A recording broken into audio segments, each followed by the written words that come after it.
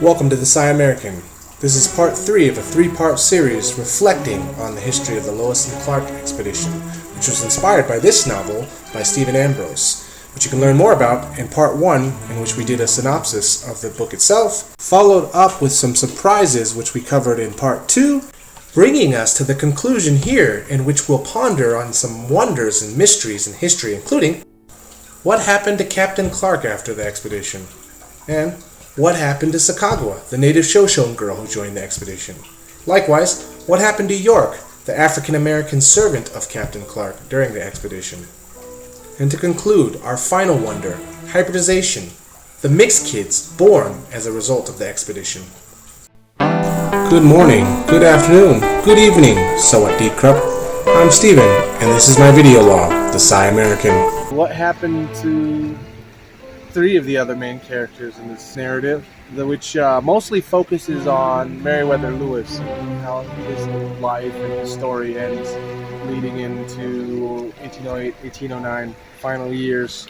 But it leaves you kind of hanging to the fate of the 3 other main characters, including Captain Clark, and then 2 of the non-free individuals on the expedition, which included the native, I think her name is Sacagewa, I'm probably pronouncing that wrong, so forgive me, I'll post it up there, as well as York, who was the African-American slave of Captain Clark during that period. It doesn't really tell you what happened. It leaves you hanging, and obviously it's part of history, so you can just kind of go and check the Wikipedia page, which I did, and read a little bit more about these 3 individuals and how their life turned out. You can go ahead and read that. I'll try to include the links in the description. Captain Clark, or actually Brigadier General Clark, is what he was promoted to be after the expedition, and he got married after the expedition, and then his wife died. He had some kids with her, and he also had another wife. So in a nutshell, William Clark got married twice to cousins who both died, but gave him 8 children altogether, possibly 9 or more, which I'll get into the next wonder after this. So Clark ultimately, other than having all those kids, he was successful because he was appointed the governor of Missouri. Territory turned state. Yeah, pretty much happily ever after. He died at the age of 68. So born in 1770, you do the math, so approximately 1838. Yeah, so the other 2 key characters in this narrative, and I want to say key characters, and because, obviously everyone was important in this expedition, but there's other 2 characters aside from Lewis and Clark in this novel who particularly stand out, and not only in this narrative, but specifically in the history itself. Without these 2 characters on the expedition, there's a high likelihood, I would say, that the expedition wouldn't have been successful, that it would have been ended early, prematurely. They could have been murdered and scalped if it weren't for having these 2 individuals on the expedition. And it just so happens that both of these individuals were the only 2 individuals throughout the whole expedition that weren't free humans, in the respect that they were servants, they were slaves. The first was the native Sacagewa, I guess is how I can try to pronounce her name. She was the teenage servant of the French trader that was part of their interpretation team on the expedition.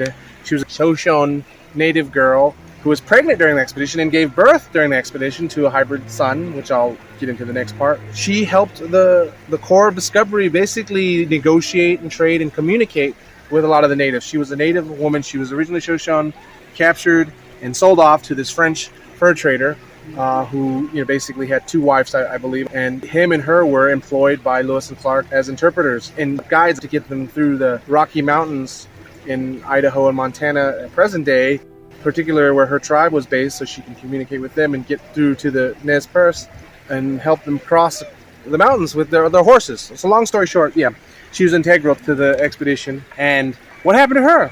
When she returned. So basically, from what I understand reading the Wikipedia, she and her French husband returned to live with the Shoshones, if I'm not mistaken, for about 3 years before they both ultimately accepted an invitation to live in St. Louis with, at the time, General Clark, William Clark, their patron, basically. Of course, their hybrid son that was born during the expedition, John Baptiste, which I'll get to in a second, he was educated under the tutelage of, or at least the patronage of, Brigadier General William Clark in roughly 1811 when they moved to St. Louis. And then Sacagewa, what happened to her? It's unsettled. She either died at the age of 24, 25 in the year 1812, 1813 by a fever, allegedly, or she died at the age of 95 in 1887, according to one account, in Wyoming. So, a mystery, and I guess it'll never really be solved. Maybe in the future with some contact tracing, DNA, supercomputer, anything's possible. But for the most part, it's going to remain a mystery for some time. So York, from what I gather from reading this and reading the Wikipedia page, he was very instrumental, particularly in diplomatic relations with a lot of the natives. They were basically mesmerized, they were astonished, they were captivated by him because they had apparently never seen an African American, one would assume, in those times. And they were, with his skin color and his abilities, he would dance for them and do other types of entertaining acts. You get the impression from reading this that he was instrumental in the expedition, but the fact is he was never awarded like any of the other men. He was never officially set free after the expedition, according to some letters between William Clark and his brother, which you can read about on the Wikipedia page of York. His death is unsettled too. According to one account, I guess the main accepted account, that he possibly perished from cholera in 1815. So he would have been in his 30s or 40s if he died at that age. Or he was secretly set free by General Clark or Governor Clark. There is one account basically in 1832 and 1834. It's from the memoirs of a frontiersman, a trapper named Zenas Leonard, that met a man that fit the description of York, an African American, living among natives in present-day Wyoming. So 1832 and 1834. And the man had claimed that he had first come to the area with Lewis and Clark in that initial expedition. That could very well have been York as well, who lived into the 60s and 70s.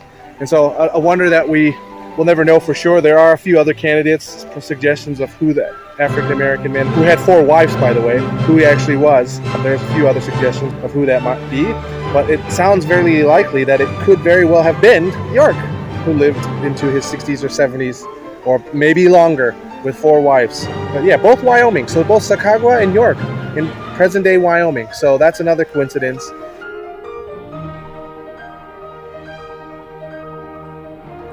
So the final wonder that I had been inspired with about the history of the Lewis and Clark expedition and some of the aftermath was question as a hybrid myself. And when I say hybrid, a half-breed, mixed blood, mestizo, if you will have, a hapa. How many of these potentially were born? Or how many were there, however you want to frame the question, as a result of the Lewis and Clark expedition? Because there is a lot of reference to, certain things that happen between males and females when they're together as adults, especially in the wilderness or in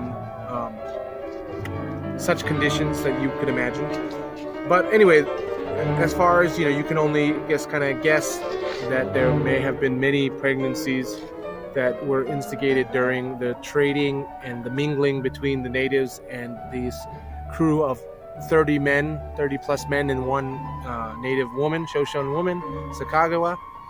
But yeah, there's at least 2, one confirmed hybrid that was born during the expedition, and one hybrid that has a high probability of being a hybrid from the expedition, which was claimed to be the son of Captain or Governor General, Captain turned Brigadier General turned Governor of Missouri Clark, William Clark.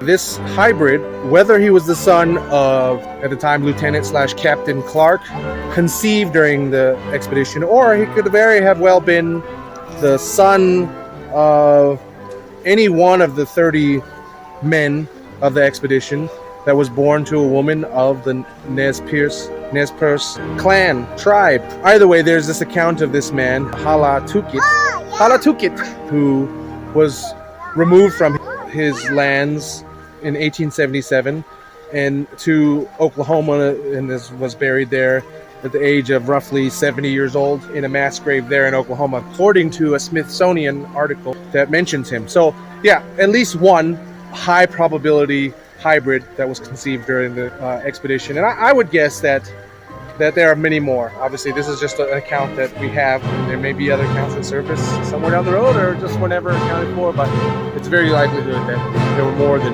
2 hybrids conceived during the expedition. And I don't think John Baptiste, who was the other hybrid, the son of Sacagewa and her French husband, was conceived during, but he was definitely born during the expedition. And so he would have been the first, and then whoever was born, in 1806 potentially, because they've met their first natives in the Mandan villages in the winter of 1805, so it would have had to been 1806 when the first hybrid would have been born if there was any conceived in the Mandan villages. Were there more? Probably.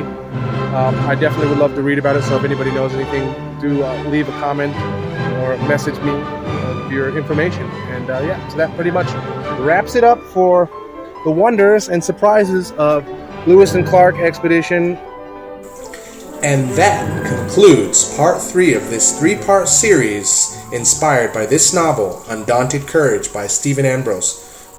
If you enjoyed this series or this type of content in general, please do let me know in the comments, or let me know that you didn't like it, and I will consider or not consider doing this type of content more in the future. This is the Psy American signing off. Catch you again next time. Bye bye.